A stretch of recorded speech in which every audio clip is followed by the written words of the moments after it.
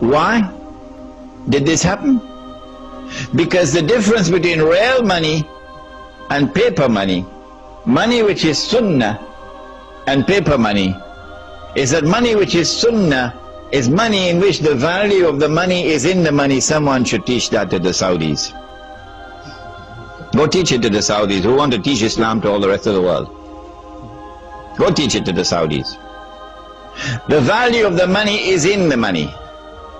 The definition of the paper money is that the value of the money is no longer in the money.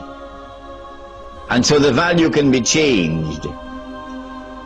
Every time the value is changed, the value goes down. What happens when the value of money goes down?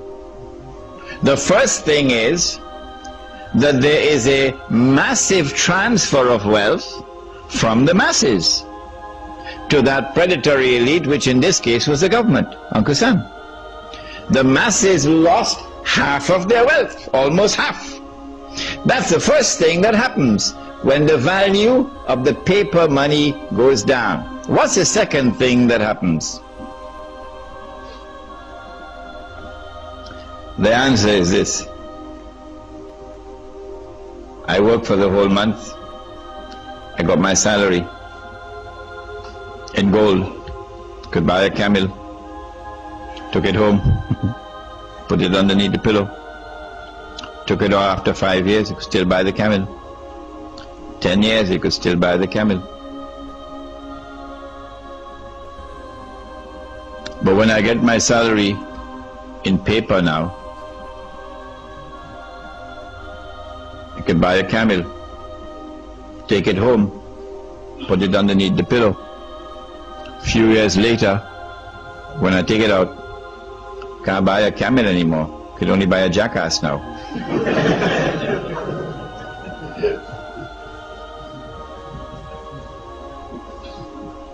So now I'm beginning to feel like a jackass because someone has ripped me off. Where did my money go? If you could answer that question, where did your money go? Who took your money? And how did they take your money? You would understand the game that they're playing. We used to have men like that. In North America we had one Islamic scholar who was like that, and then they killed him. A man named Malcolm X. He didn't have a PhD from Al-Azhar, but he could see better than any sheikh. Who took my money? And how did they take him? Did they take it? A few years later I take the money out of my pillow. Can't buy a jackass anymore.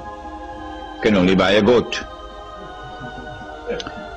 Few years later, can't buy a goat anymore. Can only buy murgi. Dajaja. Chicken. I mean, you got to eat a lot of halwa not to be able to see that this is haram. The rip-off has taken place. The thieves have looted everything. Our people are now in miserable poverty, destitution, imprisoned in that poverty. كَادَ الْفَقْرُ أَنْ يَكُونَ كُفْرًا, said the Prophet ﷺ, that this poverty and destitution can lead a people to kufr, and that is what is happening in many parts of the world. How is it taking place? They started with gold, paper being redeemable in gold. And then came 1933, when we should have woken up to see the game, but we didn't wake up. So in 1944, at the end of the Second World War, they now consolidated the system in the creation of an international monetary system now. Consolidated. The new international monetary system emerges out of the Bretton Woods Agreement in upstate New York. Every Darul Uloom should make it obligatory for the student to study the Bretton Woods Accord. You must study the Bretton Woods Accord. to understand monetary economics today, so you can understand the subject of riba. Is it taught in the Darul Room? No, it's not. At Bretton Woods, what did they do?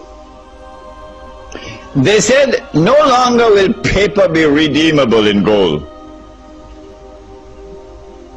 Only one paper will be chosen to be redeemable in gold. All the rest will not.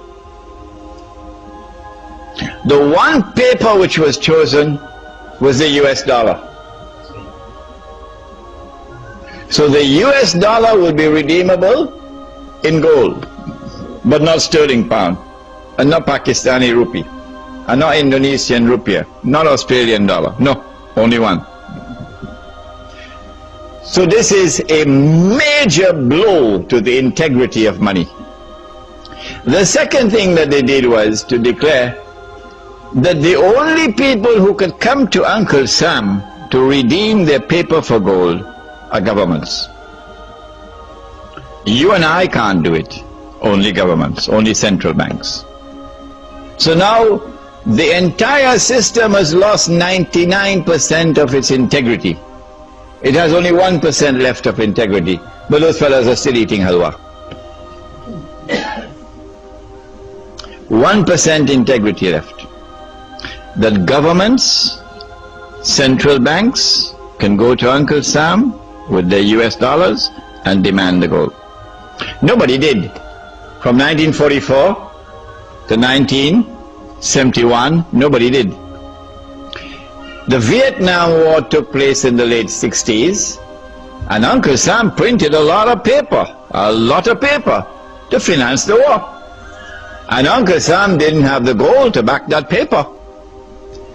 At Bretton Woods, they had fixed the price of gold at $35 an ounce. Fixed. It is there in the Bretton Woods Accord.